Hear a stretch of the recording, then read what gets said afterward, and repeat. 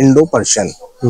नीचे में कहीं ना कहीं महत्वपूर्ण जो यहाँ के प्रमाणित किया जा सकता है अंदर की तरफ एज ए एविडेंस जो दिखाई देता है, प्लस ऊपर का जो पार्ट है वो स्पष्टली दिखाई देता है कि पर्शियन है। भुज, कच्छ, काठियावाड़, सौराष्ट्र, या ये समझ लीजिए कि आप महाराष्ट्र के संदर्भ में अगर चर्चा करें तो कोंकण, विदर्भ, पश्चिम महाराष्ट्र, मराठवाड़ा, ये प्राचीन काल से ही भारत के जिस प्रकार के छोटे छोटे प्रांतों में विभाजित था, उन प्रांतों में एक व्यवस्था के चलते हुए उसको अलग और पार्ट कर दिए गए थे, जिसमें हम मध्य प्रदेश की बात करें तो ancient time Madhya Pradesh divided in 4 part: Malwa, Mahakoshal, Chhattisgarh और निमाड़। छत्तीसगढ़ डिफरेंट स्टेट आज के दौर में हो गई है। निवाड़ का मतलब होता है किसी जगह का किनारा, कॉर्नर जो कहा जाता है ना, तो उसको रफली हमारे लोकल भाषा में कहा जाता है निवाड़। मालवा अलग करना क्या? हाँ। निवाड़ बोले तो किनारे, सीमा, साइड में, हाँ सीमा, तो वो कहलाता है आपका निवाड़। और ये है मालवा।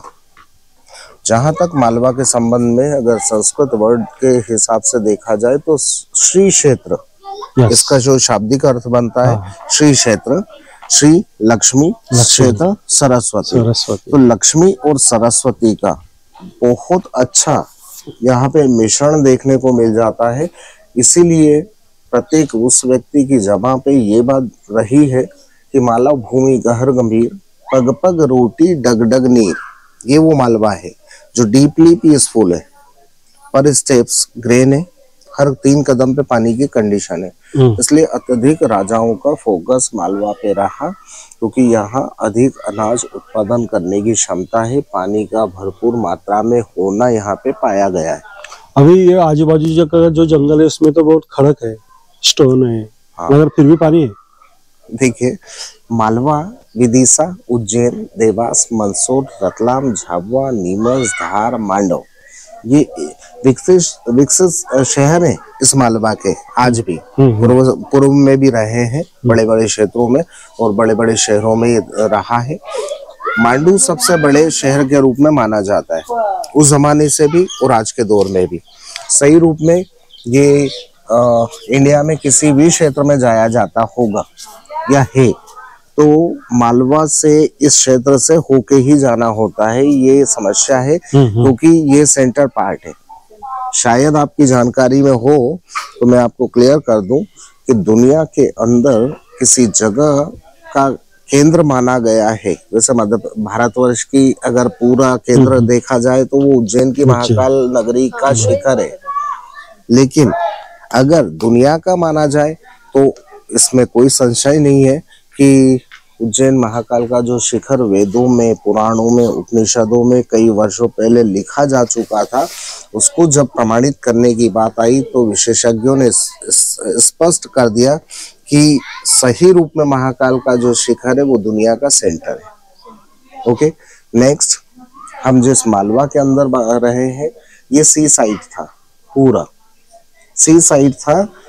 इस एरिया में काफी ज्यादा वॉल्केनिक अर्थक्वेक होने की कंडीशन रही थी। वो कारण ये था कि इतना सब कुछ जब हुआ ना, तो जो नीचे ऊपर की स्थिति बनी, तो आज हम लोग जो है वो सी साइड से एक बहुत सिस्टमेटिक जगह पे पहुंचे हैं। उस बात के प्रमाण है कि यहाँ पर लगातार विगत कुछ वर्षों से कुछ विशेष लोगों का ध्यान रहा कि इसके अंदर कहीं ना कहीं जीवाश्म होने की स्थिति होगी। तो उन्होंने जब खोज की तो एक लंबा दौर उनका गुजरा है, लेकिन उन्होंने यहाँ इसी क्षेत्र से कई ऐसी चीजें मिली हैं, जैसे डायनासोर सुना था, पर सही रूप में फॉसिल्स का यहाँ पे डायनासोर के होने के प्रमाण मिल चुके हैं, जिसमें डायनासोर फॉसिल्स हैं, वुड फॉसिल्स हैं, स्टोन फॉसिल्स हैं,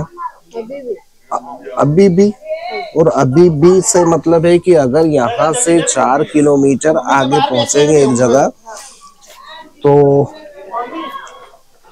वहां पर आपको एक बड़ा सा म्यूजियम हमारे मध्य प्रदेश में फॉसिल्स म्यूजियम की बात करें तो मुंडला में एक म्यूजियम है, और दूसरा फिर हमारे यहाँ स्थित है। इसको देखने पे आपको जितने भी फॉसिल्स मिले हैं वो सारे वहाँ पर देखे समझे जा सकते हैं, और उसी से ये क्लियर होता है कि डायनासोर की कई अलग अलग प्रजातियां यहाँ पे हुई हैं, जिसके उन्होंने मॉडल बना के उसको डिस्प्ले किया है अलग अलग टाइप के। तो वो आप चाहें तो वहाँ पे बड़े बड़े एग्स देखने को मिल जाएंगे डायनासोर के, उसके बॉडी के पूरे पार्ट्स जो है वो वहाँ अभी भी उपलब्ध है। यहाँ है म्यूजियम में। मांडू से बाहर जाने के बाद 4 किलोमीटर दूरी स्थित एक जगह है जिसे आज हम लोग डिनो के नाम से जानते हैं, डिनो पार्क।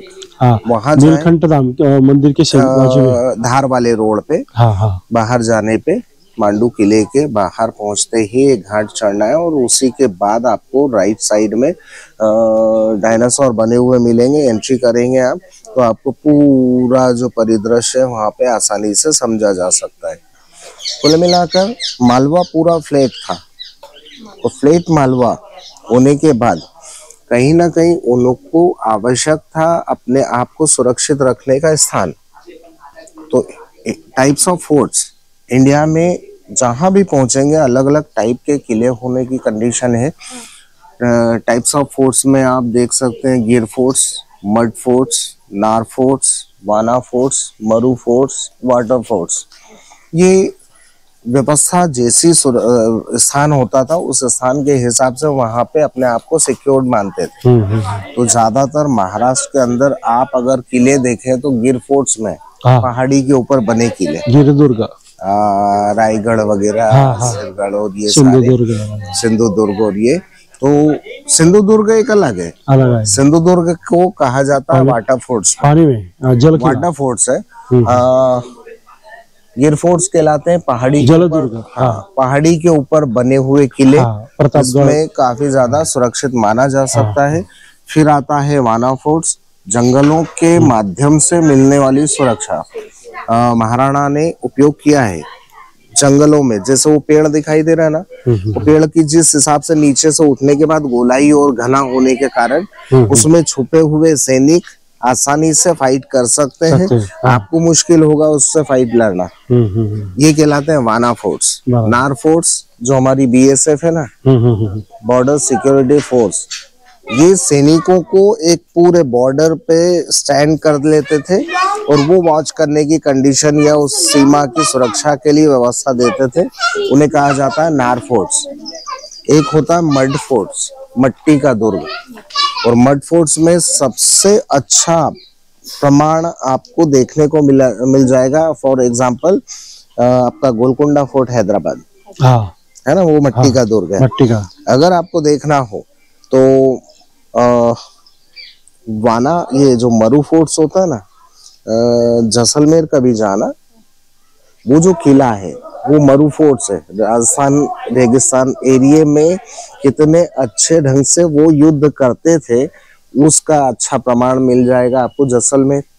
लेकिन जो जलदुर्ग सबसे सुरक्षित माना गया है, सबसे सुंदर सुरक्षित अगर कोई किला मानते हैं तो वो है जलदुर्ग। और आपी के क्षेत्र में महाराष्ट्र में 3 किले हैं जो जलदुर्ग में माने जाते हैं, सिंधुदुर्ग, बुलंदजंजीरा और एक दौलताबाद फोर्ट। दौलताबाद पहाड़ियों से घिरा है, हमारे जलगांव के पानी में से होके जाना होता है। और ये सारी जो घटनाक्रम है ना, उससे पता चलता है कि महाराष्ट्र में सुरक्षा पानी से भी बहुत अच्छे ढंग से मिल चुकी थी। मांडू एक ऐसे किले में है जो पहाड़ी के ऊपर है, समुद्र की सतह से 637.7 मीटर हाइट से। मीन्स की इस ऊंचाई पे, पहाड़ी पे इस जगह को, शहर को बसाया गया था, जिसमें सबसे बड़ी प्रॉब्लम थी पानी। पानी समस्या है, इसलिए उन्होंने पानी पे होने वाले वो सारे प्रयास कयास किए थे जिससे कि उपलब्धता पूरे वर्ष आसानी से हो सके। तो we are a depend in monsoon water.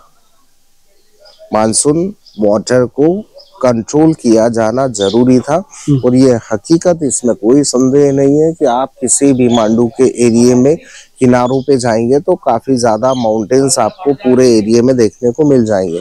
तो पहाड़ियों से घिरे होने के कारण उसका बारिश का पानी आसानी से जब आना शुरू होता है ना झरने के रूप में, तो उसमें नियरेस्ट माउंटेन्स उन्होंने बड़े बड़े तालाबों का निर्माण करवाया। और तालाबों के निर्माण में पानी की लास्ट लिमिट क्या रहेगी, उसके बाद जितना एक्सेस वाटर रहेगा वो कहीं ना कहीं उसी के बाजू में फिर वाटर बॉडी बनाना शुरू कंटिन्यू किया था। पानी का लिमिट ओवरफ्लो हुआ, केनाल सिस्टम से अलग अलग एरियो में पहुंचना शुरू हो जाता था, तो आसानी से पानी को संग्रह किया जा सके और वो संग्रह होने के बाद पूरे वर्ष वो आसानी से उपयोग में लिया जा सके। तो यहाँ अभी भी देखा जा सकता है, इसके पीछे बड़ा तालाब है मुंज सागर, उसमें पानी की लिमिट 12 फीट नियमित बनी रहती थी। और उसके बाद जितना एक्सेस वाटर होता था ना,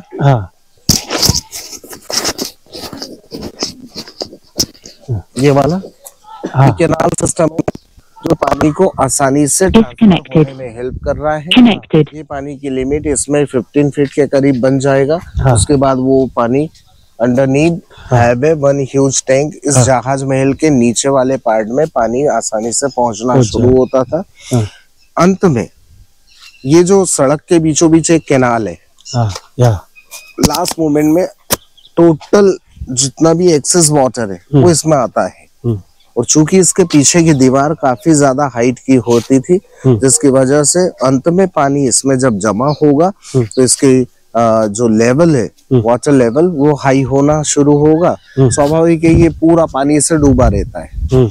ये भी उसके नहीं ये नहीं, ये लिमिट नीचे वाला दीवार देख रहे हैं ना, वहां तक वो खत्म हो चुकी है। तो उतनी हाइट पे जब पानी रहेगा तो ये पूरा तीनों तरफ से पानी का बना होना देखा जाता है, इसलिए इसे कहा जाएगा जहाज महल, शिप लाइक ए बोट। पूरा जो बना हुआ है ना उस टाइप से 121.2 मीटर लेंथ है, 22.2 मीटर विड्थ है, 9.8 मीटर हाइट है। तो बनावट जहाज नुमा होने के कारण कहा जाता है जहाज महल। इवन ये जो सरफेस वॉल है ना, ये वाला कोने पे लोकल स्टोन से बनवाया, जिसे बिल्डिंग के इस डायरेक्शन में वाटर बॉडी वाटर सोर्सेज नहीं थे, तो इसके ऊपर व नीचे 2 सुंदर बड़े से टैंकों का निर्माण करवाया।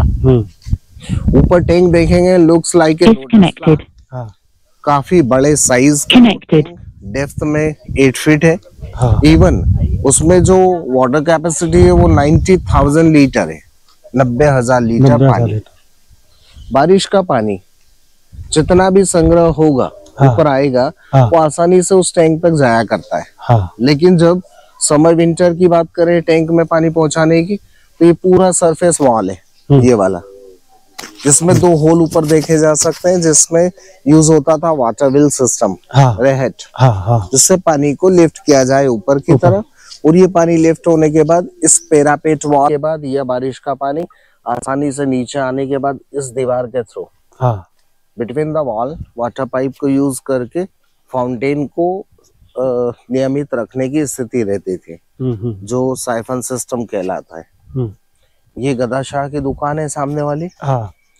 गदा शाह की दुकान उस जमाने में फरिश्ता ने जो जहांगीर के समय यहाँ विजिट कर चुके हैं, उन्हें एक बहुत अच्छा उनके समय का काम है कि उन्होंने डेली डायरी लिखा करते थे। ये तवारी के फरिश्ता कहा जाता है संग्रह को। तवारी के फरिश्ता में उन्होंने स्पष्ट किया है कि विश्व का सबसे बड़ा पालिका बाजार वो जगह रही है जिसे गदा शाह की दुकान कहा जाता है। यहाँ फाउंटेन की स्थिति होती थी, लाइक लोटस फ्लावर में स्टोन का बना हुआ, जिसमें काफी हाइट से पानी आने के बाद आसानी से वो पानी को निकलने की स्थिति मिलती थी विदाउट पंप या इलेक्ट्रिसिटी। बारिश का पानी ज्यादा आने पर वो पानी को टैंक तक जाने की स्थिति रहेगी, प्लस वो पानी डायरेक्ट जब नीचे आएगा ना तो ये कनेक्टिविटी होती थी फाउंटेन के लिए, जहां पानी प्रेशरली ऊपर जाने की। रेन वाटर हार्वेस्टिंग सिस्टम आज भी बिल्डिंग में गिरने वाला बारिश का एक बूंद भी पानी है वो आसानी से इकट्ठा सबमिट होगा और वो डायरेक्ट इसके नीचे वाले भाग में पहुंचने की स्थिति देता है। ये एक बड़ा हॉल है सर्विस रूम है, बड़ा हॉल है, सर्विस रूम। जिस हिसाब से इस तरफ देखें एज इट इज ये बना हुआ है। इस महल को परमार प्रशस्ति पत्रों में लिखे हुए उन विषयों पे दस्तावेज तो इसे रंग महल कहा जाता था, रानीवास परमार के कालों में। हाँ जी। बट बाद में यहाँ पर जो राजा हुए हैं गयासुद्दीन खिलजी, उनका पीरियड यहाँ शुरू होता है 1469 AD टू 15th सेंचुरी। उन्होंने इसी जगह को ह्यूज हैरम, एक बड़े से जनान खाने के रूप में इस्तेमाल किया था। ये पूरी कलरफुल वॉल है। अभी के समय में लेस वाटर है, राइटली कंडीशन है कि वो सामने जो बिल्डिंग है ये एक प्लेटफॉर्म पे बनाया है। जिस बिल्डिंग को स्टैंड किया उसके पूरे प्लेटफॉर्म को पानी सतह तक टच कर सके। ये इसकी लास्ट लिमिट होती है। यानी अत्यधिक पानी का यहाँ संचय होना प्लस एक फिक्स लेवल तक वो पानी बना रहेगा। यहाँ खड़े होने पर बिल्डिंग को देखने के साथ ऐसा महसूस होता है कि कोई जहाज लंगर डाले खड़ा है, इसलिए इसको नाम दिया जहाज महल।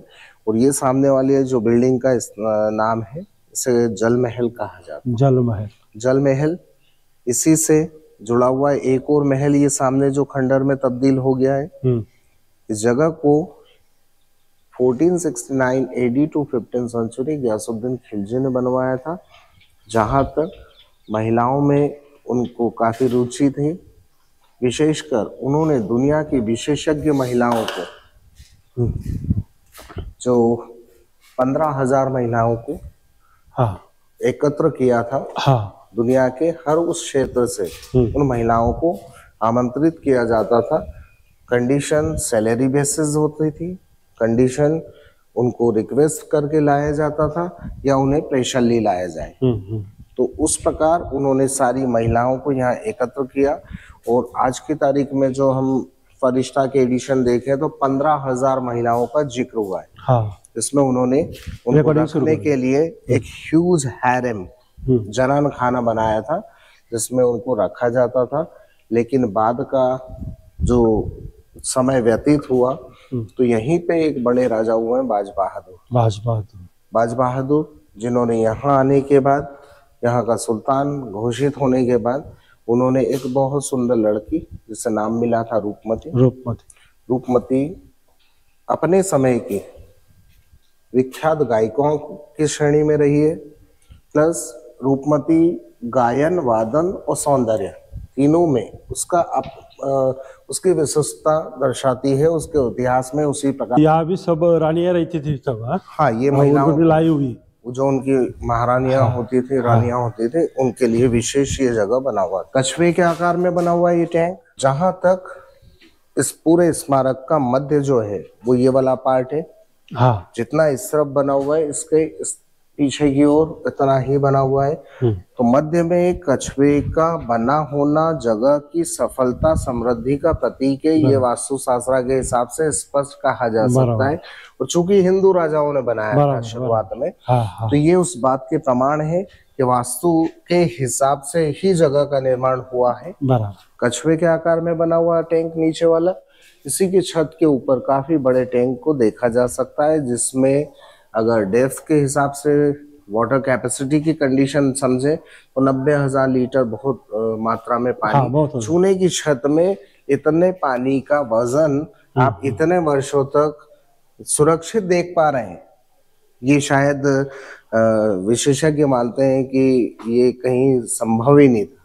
फिर अब ये स्ट्रक्चर जो खड़ा है इसके बनाने में कौन सी चीज का इस्तेमाल हुआ है? इसमें चूना, रेती, ईंट के रोड़े, गोंद, बिल्ला, शीशा, उड़द की दाल, चूने का इस्तेमाल है इसमें, पाउडर, येलो सॉइल, कहीं कहीं मेथी का उपयोग हुआ है, भिंडी का उपयोग हुआ है, जूट वगैरह इस्तेमाल किए है। तो मटेरियल का प्रोसेस काफी मुश्किल होता था, समय ज्यादा लगता था, चूंकि वो लाइम ग्राइंडर वगैरह का उपयोग करते थे।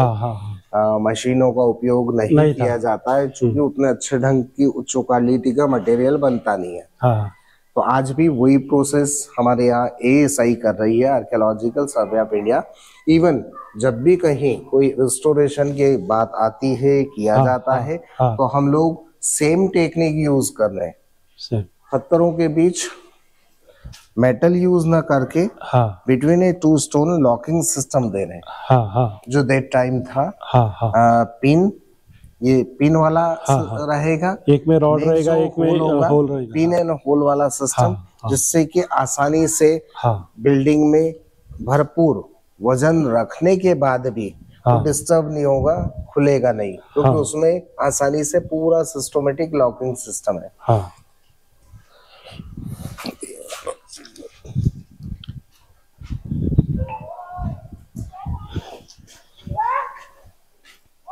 ये पूरा सिस्टम है। ये जो इतने भी पिलर वगैरह दिखाई दे रहे हैं, अत्यधिक पानी छत पे अगर हुआ तो हाँ आसानी से वो इसमें आना शुरू होगा, मीट करेगा, हाँ और फिर यहाँ से राउंड करते हुए सीधा ये पानी अंदर जाने की पोजीशन लेगा। इसे कहा जाता है rain water harvesting harvesting system, जिसके ऊपर सरकार अब बहुत जोर दे रही है, हाँ मगर वो पहले से के जमाने से भारत में मौजूद है। हाँ, पहले से था।